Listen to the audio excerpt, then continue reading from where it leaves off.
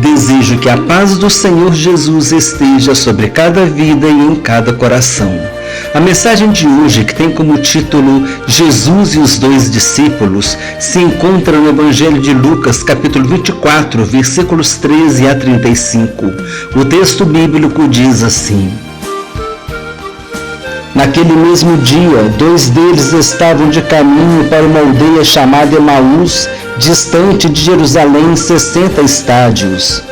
E iam conversando a respeito de todas as coisas sucedidas.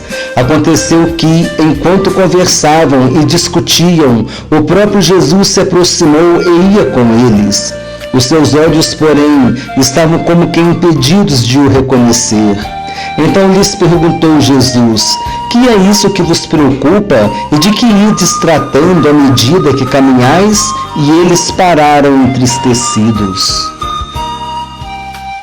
Um, porém, chamado Cleopas, respondeu dizendo: És o único, porventura, que, tendo estado em Jerusalém, ignoras as ocorrências destes últimos dias? Ele lhes perguntou: Quais? E explicaram o que aconteceu a Jesus o Nazareno, que era varão profeta, poderoso em obras e palavras diante de Deus e de todo o povo, e como os principais sacerdotes e as nossas autoridades o entregaram para ser condenado à morte e o crucificaram.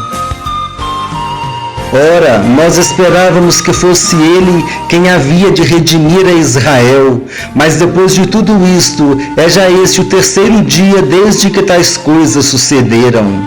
É verdade também que algumas mulheres da que conosco estavam nos surpreenderam, tendo ido de madrugada ao túmulo, e não achando o corpo de Jesus, voltaram dizendo terem tido uma visão de anjos, os quais afirmam que ele vive.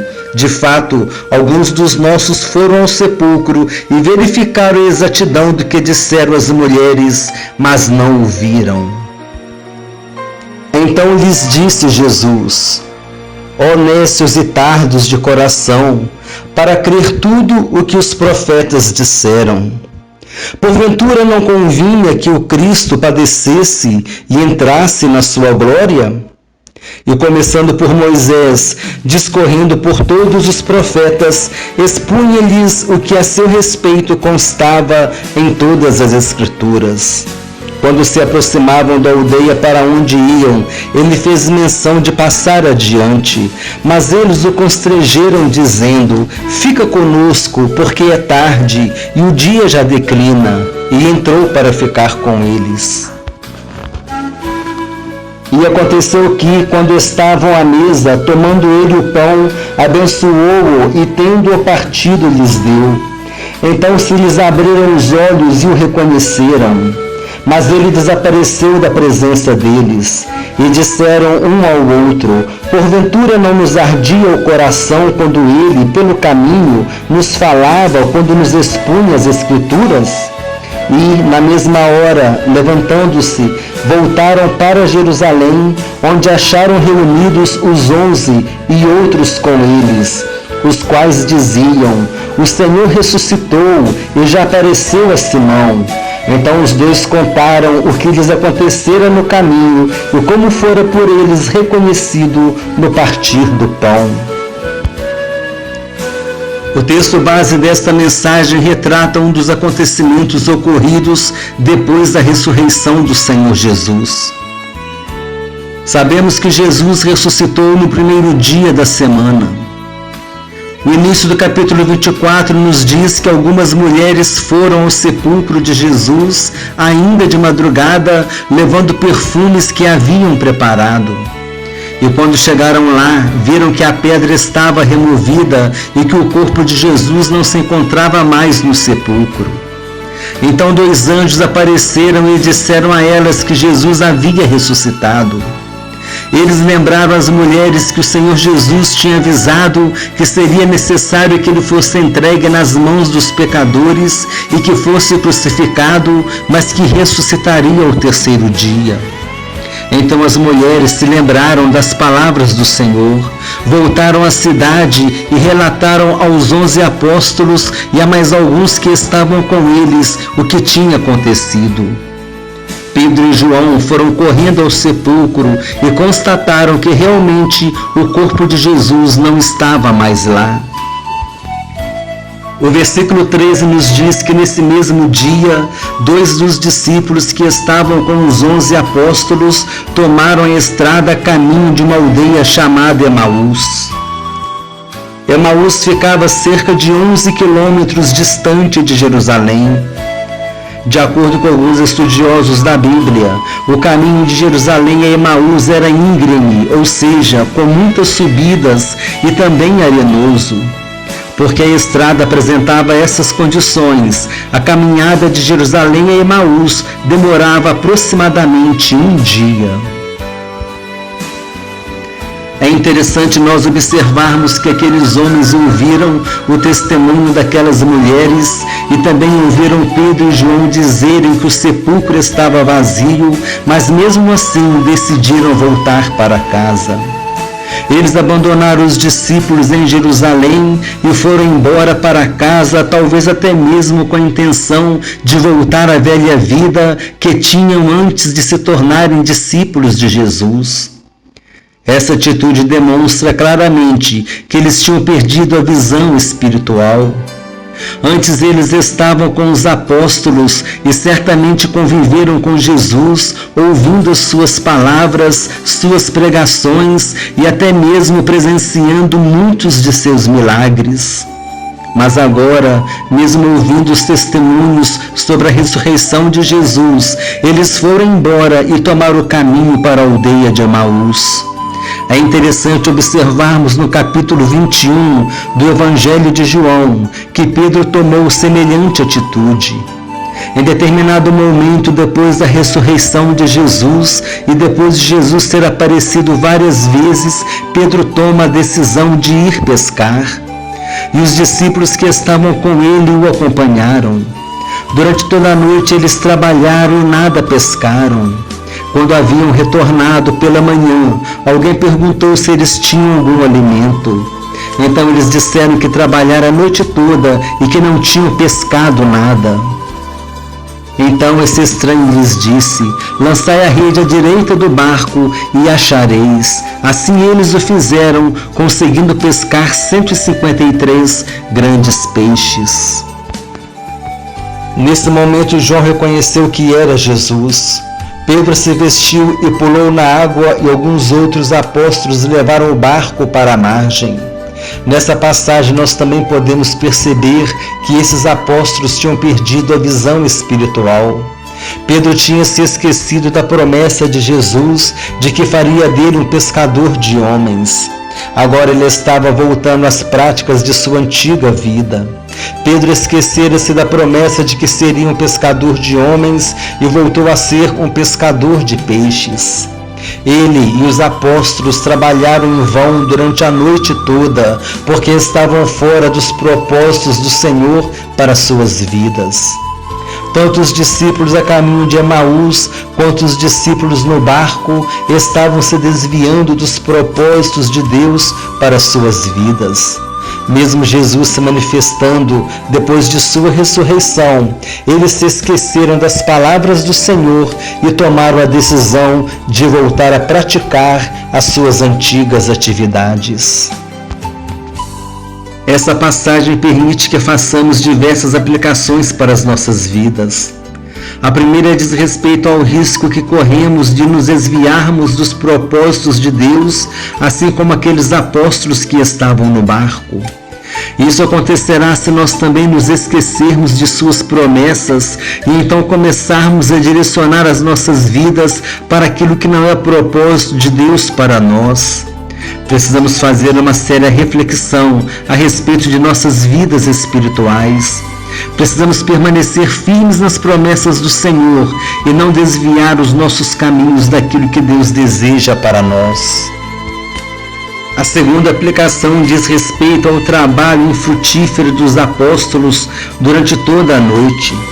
Eles não conseguiram pescar porque estavam fora dos propósitos de Deus. E aqui está a segunda aplicação. Somente seremos bem-sucedidos em nossas vidas espirituais quando nós respondermos ao chamado do Senhor e cumprirmos cabalmente o ministério que Ele tem para nós. Voltando ao texto, os dois discípulos seguem conversando pelo caminho a respeito das coisas que tinham acontecido quando um desconhecido viajante se aproxima e, começando a conversar com eles, pergunta: "Que é isto que vos preocupa e de que ides tratando enquanto caminhais?" E eles pararam entristecidos. Jesus conhecia a aflição e a tristeza daqueles homens e lhes deu a oportunidade de colocar para fora toda a angústia que os abatia. E ainda hoje Jesus continua com a mesma atitude, diante da qual nós podemos extrair uma importante aplicação para as nossas vidas. Assim como o Senhor Jesus desejou ouvir daqueles homens quais os motivos da tristeza e da preocupação que os assolavam, assim também hoje o Senhor Jesus nos convida a irmos à sua presença. Certa vez Jesus disse: "Vinde a mim todos vós que estáis cansados e sobrecarregados, e eu vos aliviarei." Devemos ir aos pés do Senhor Jesus e contar a Ele onde é a nossa dor. Devemos fazer como fez Ana, que se demorou na presença de Deus e perante Ele derramou a sua alma, contando-lhe os motivos de sua tristeza e angústia. O Senhor se inclinou, ouviu a oração de Ana e respondeu com poder, convertendo a sua tristeza em alegria e o seu pranto em regozijo. Sigamos o exemplo de Ana e busquemos ao Senhor. Se nós o buscarmos, Ele se deixará achar e virá em nosso socorro. Voltando ao texto, nós podemos ver no versículo 18 que Cleopas, um dos dois discípulos, perguntou se o viajante era o único que estava em Jerusalém e não sabia das coisas que tinham acontecido. Então Jesus lhe perguntou: "Quais?" E ele começou a dizer a respeito de Jesus, que era um varão profeta, poderoso em obras e palavras diante de Deus e do povo, e de como tinha sido condenado e crucificado injustamente. Eles demonstraram uma frustração a respeito de Jesus, porque eles esperavam que Jesus fosse o libertador de Israel. Eles permaneceram tanto tempo com Jesus e não tinham compreendido que o Mestre tinha vindo para trazer libertação espiritual e não libertação política. É bem provável que eles estivessem esperando que Jesus liderasse uma grande rebelião contra o Império Romano que dominava o mundo e a Palestina naquela época. Talvez quisessem que Jesus até mesmo pegasse em armas junto com os revolucionários e assim libertasse Israel do jugo dos romanos. Eles não tinham entendido o que as Escrituras estavam dizendo a respeito de Jesus. Estavam perto de Jesus, conviviam com ele e os seus apóstolos, mas não entendiam quem era Jesus, não conheciam Jesus e nem a sua missão. E essa atitude desses dois discípulos permite que façamos uma séria aplicação para as nossas vidas. É importante nós considerarmos que muitas vezes nós corremos o risco de cometer o mesmo erro desses discípulos. Assim como esses discípulos esperavam do Senhor Jesus algo que ele não poderia fazer, assim também nós muitas vezes desejamos que o Senhor faça por nós algo que não está em seus planos para as nossas vidas. E porque as coisas não acontecem do jeito que queremos, muitas vezes nos sentimos frustrados com Deus e ficamos com a fé abalada. Precisamos ter amadurecimento espiritual para entender que nem tudo que pedimos a Deus será atendido, pois Ele sabe daquilo que precisamos e sabe também o que é o melhor para nós. Precisamos desenvolver a nossa confiança em Deus. Voltando ao texto, nós vemos que Jesus chama a atenção dos dois discípulos, dizendo: honestos e tardos de coração, para crer tudo que os profetas disseram. Porventura não convinha que o Cristo padecesse e entrasse na sua glória? Então Jesus, começando por Moisés, discorrendo por todos os profetas, lhes expôs o que a seu respeito constava em todas as Escrituras. Depois de uma longa caminhada de aproximadamente 11 quilômetros, já quase de noite, eles chegaram em casa e convidaram Jesus para entrar. Eles estiveram com Jesus durante toda a caminhada, eles ouviram Jesus falar a respeito das Escrituras e agora tomaram a atitude mais acertada de suas vidas. Eles convidaram Jesus para entrar. E quando estavam à mesa, Jesus tomou o pão, o partiu e lhes deu. Nesse momento, os seus olhos foram abertos e Jesus desapareceu diante deles. Então eles compreenderam que era o Senhor. É interessante destacarmos aqui que o coração dos discípulos ardia quando eles ouviam falar a respeito das Escrituras. E aqui a aplicação para as nossas vidas nos conduz a uma séria reflexão. Será que os nossos corações também estão ardendo quando ouvimos as Escrituras? Será que o nosso coração arde de temor do Senhor, porque sabemos que devemos não somente ouvir, mas também obedecer à Sua palavra? Será que temos levado a sério as Escrituras em nossas vidas? Assim como o coração dos discípulos ardiam quando ouviam as Escrituras, assim também os nossos corações devem arder quando ouvimos as boas novas da salvação, de como Deus enviou o seu Filho ao mundo para que todo aquele que nele crê não pereça, mas tenha vida eterna. O nosso coração deve arder quando ouvimos o Senhor Jesus falar: se me amais, guardareis os meus mandamentos. Essa passagem também nos permite fazer outra importante aplicação. Assim como os discípulos convidaram Jesus para entrar em sua casa e cear com eles, assim também nós devemos abrir a porta dos nossos corações para que Jesus Cristo entre em nossas vidas. Em Apocalipse capítulo 3, versículo 20, ele disse: eis que estou à porta e bato, se alguém ouvir a minha voz e abrir a porta, entrarei em sua casa e cearei com ele e ele comigo. O Senhor deseja ter intimidade com cada um de nós. Somente quando tivermos uma vida de intimidade com Deus é que Ele se revelará a nós. Pedro, Tiago e João estavam sempre próximos a Jesus, e no Monte da Transfiguração, em um local retirado, em intimidade, o Senhor se revelou a eles.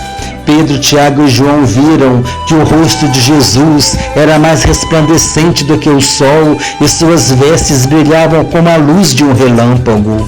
O Senhor se revelou a eles porque tinha intimidade com eles. Se tivermos intimidade com Jesus, Ele também se revelará a nós.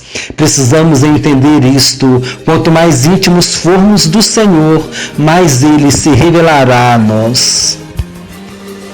Voltando ao texto, depois que Jesus desapareceu, os discípulos recobraram o ânimo.